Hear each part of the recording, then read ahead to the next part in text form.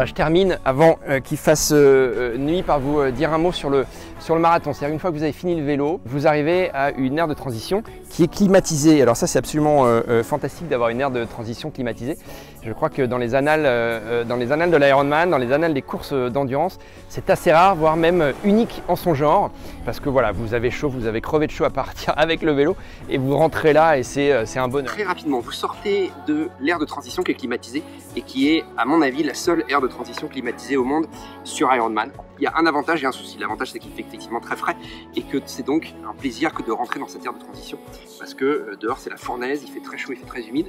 Le souci de ce truc-là, vous pouvez prendre froid. C'est-à-dire que si vous restez trop longtemps à l'intérieur de cette aire de transition, la différence de température entre le dehors et le dedans est telle que vous pouvez évidemment prendre froid. Donc le risque, c'est de rester trop longtemps. Mais bon, ça n'empêche que c'est très très agréable. Donc vous sortez de là et là, vous faites 3 tours et demi et c'est l'enfer. C'est l'enfer parce que vous tournez autour de l'aéroport. C'est pas tellement qu'il y a beaucoup d'avions qui atterrissent et qui décollent et qu'il y a du bruit, c'est que justement c'est le contraire, c'est-à-dire qu'il n'y a personne.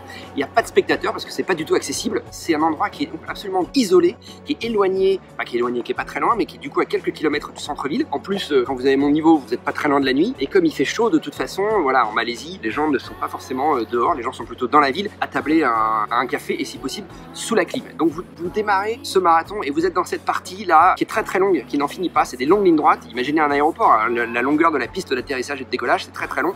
On s'en rend pas compte, là je peux vous dire que vous comprenez à quel point ces pistes pour avion sont longues. Et donc vous faites le tour, ensuite vous vous dirigez vers la ville, et alors là c'est plus sympa évidemment parce que vous traversez, en plus ils ont changé le parcours depuis l'année dernière, et vous passez donc là où eh bien, des gens sont attablés dehors, vous encouragent, mangent, ou en tout cas se baladent et vont d'un restaurant à l'autre. Donc là c'est un peu plus sympa. Et ensuite vous passez dans un très bel hôtel, c'est là où est la finish line et c'est là où vous faites votre tour. Soit vous avez fini la course et vous passez sous la finish line, il y a une ambiance du tonnerre, c'est dans des très beaux jardins au bord de la plage, l'hôtel de luxe, c'est absolument magnifique. Soit vous n'avez pas fini et vous passez donc, comme ça se fait hein, sur tous les événements, vous passez juste à côté de la ligne d'arrivée pendant que les autres s'engagent sur la dernière dizaine de mètres vers la ligne d'arrivée. Vous continuez et vous faites le tour. Là, vous passez sur l'arrière de l'hôtel, c'est un peu moins sympa. Et là, vous vous retrouvez très rapidement en dehors de la ville et à nouveau sur ces routes qui mènent à l'aéroport, la route de l'aéroport. Au bout de la route de l'aéroport, vous avez l'aire de transition.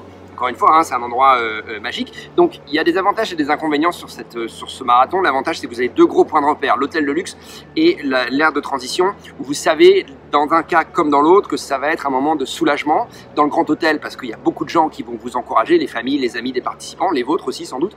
Et donc ça, c'est vous passez ce moment-là sans aucun souci, ça vous donne un bon coup de boost. Et puis l'aire de transition, alors l'aire de transition, elle a beau être climatisée, il n'y a personne dedans, parce qu'encore une fois, elle est loin de la ville, vous comprenez, elle est derrière l'aéroport. Donc là, il n'y a personne, vos amis, votre famille, a priori, ils ne sont pas là. Peut-être au premier tour, ils sont là, mais vu qu'après, les routes sont bloquées à la circulation, c'est pas pratique pour eux. Donc généralement, il n'y a personne, il n'y a que les bénévoles, donc c'est assez vide, mais c'est climatisé. Donc là, vous refaites un petit tour à l'intérieur de quelques dizaines de mètres, c'est pas grand-chose. Hop, vous allez chercher le tapis, vous passez dessus, vous repartez, et vous faites ça 3 fois et demi. C'est pas 10 km exactement, c'est un peu plus de 10 km ce parcours. Donc c'est un marathon, il fait chaud, c'est un marathon, il n'y a pas d'ombre, c'est un marathon où vous êtes tout seul. Les gens qui sont là pour vous encourager, c'est globalement les familles et les amis des coureurs. Voilà, Langkawi, encore une fois, c'est une petite île, mais c'est aussi ce qui fait son charme, c'est que c'est très préservé. Comme je l'ai déjà dit, imaginez Bali il y a 40 ans, c'est Langkawi, voilà.